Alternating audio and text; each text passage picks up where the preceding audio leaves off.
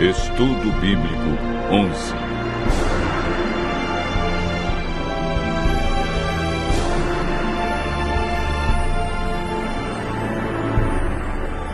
Os 6 passos da salvação.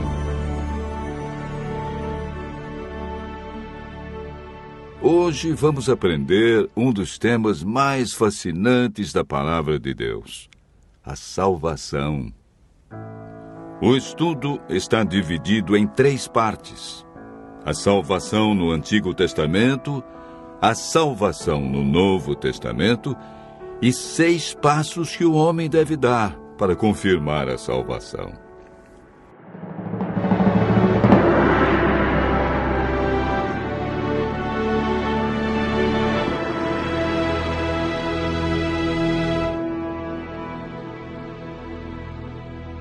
De acordo com a Bíblia, todos nós somos pecadores e estamos separados de Deus pelo pecado. O profeta Isaías afirma que as vossas iniquidades fazem separação entre vós e o vosso Deus, e os vossos pecados encobrem o seu rosto de vós, para que não vos ouça. Isaías 59, verso 2. Para nos livrar das consequências do pecado e da morte eterna, Deus nos concedeu um presente. Mateus capítulo 1, verso 21 afirma: ela dará à luz a um filho, e lhe porás o nome de Jesus, porque ele salvará o seu povo dos pecados deles. O evangelista João, no capítulo 3, verso 16, diz: porque Deus amou o mundo de tal maneira que deu o seu Filho unigênito, para que todo aquele que nele crê não pereça, mas tenha a vida eterna. Em toda a Bíblia, a salvação é apresentada unicamente pela graça. O termo usado para referir-se à salvação no Antigo Testamento é graça. Em Gênesis 6, verso 8, lemos: porém Noé achou graça diante do Senhor. Gênesis 15, verso 6, nos fala de Abraão.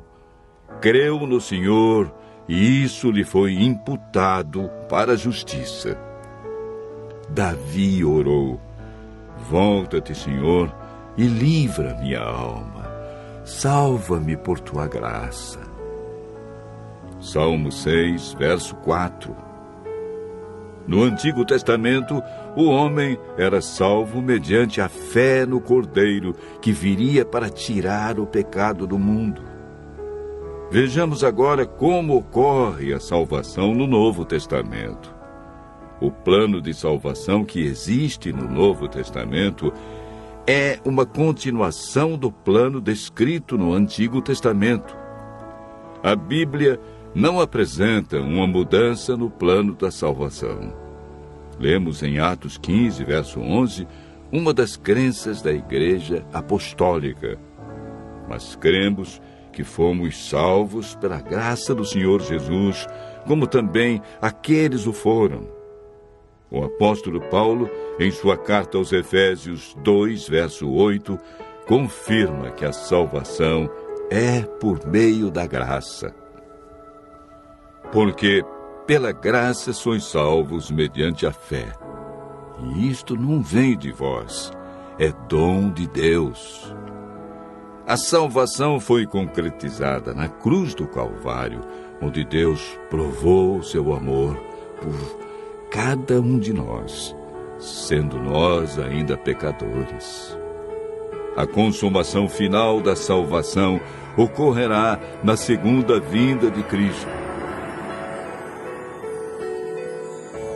Na terceira parte do estudo de hoje, veremos 6 passos que confirmam nossa salvação.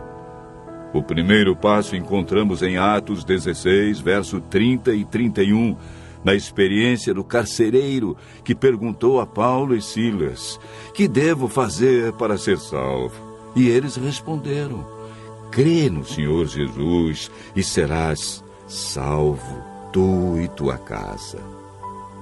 Não existe salvação sem crença no Senhor Jesus como o Cordeiro de Deus que tira os nossos pecados. O segundo passo é registrado em Atos, capítulo 3, verso 19. Arrependei-vos e convertei-vos para serem cancelados os vossos pecados. Toda pessoa que aceita a Cristo passa por esse processo de arrependimento e conversão, ou seja, o abandono das coisas erradas. A conversão é chamada também na Bíblia de novo nascimento. O terceiro passo é apresentado na primeira carta de João, capítulo 1, verso 9. Se confessarmos os nossos pecados, Ele é fiel e justo para nos perdoar os pecados e nos purificar de toda injustiça.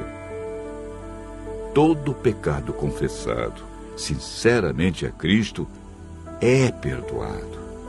Não importa o que fizemos no passado, Deus nos concede o seu perdão, não levando em conta os tempos de ignorância. O quarto passo da salvação está relatado em Mateus 19, versos 16 e 17, na resposta de Jesus ao jovem rico. Se queres, porém, entrar na vida, guarda os mandamentos. O amor que o jovem rico demonstrava por Jesus não era suficiente para viver em conformidade com os mandamentos. Jesus disse: aquele que me ama, guardará os meus mandamentos. O amor nos motiva, cria em nós o desejo de obedecer. Quando amamos verdadeiramente a Jesus, descobrimos que os seus mandamentos não são pesados. O quinto passo é apresentado em Marcos 16, verso 16. É uma declaração de Jesus. Quem crer e for batizado será salvo. Quem, porém, não crer será condenado. O batismo é a demonstração pública de que cremos em Jesus, de que abandonamos o pecado e vamos viver de acordo com os seus ensinos deixados na Bíblia.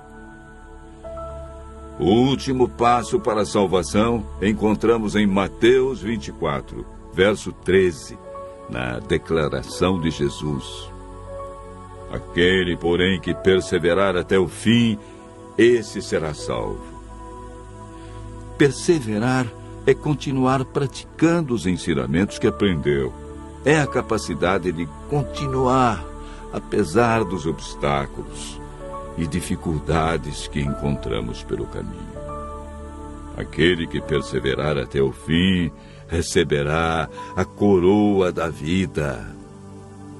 Deus, em seu infinito amor e misericórdia, fez com que Cristo, que não conheceu pecado, se tornasse pecado por nós, para que nele fôssemos feitos justiça de Deus. Por meio do Espírito Santo, nascemos de novo, somos santificados, nossa mente é renovada. O Espírito Santo escreve a lei de Deus em nosso coração e recebemos o poder para levar uma vida santa. Permanecendo nele, nos tornamos participantes da natureza divina e temos a certeza da salvação. Continue ouvindo a voz de Deus e aceite a salvação e o poder que Jesus nos dá para viver uma nova vida.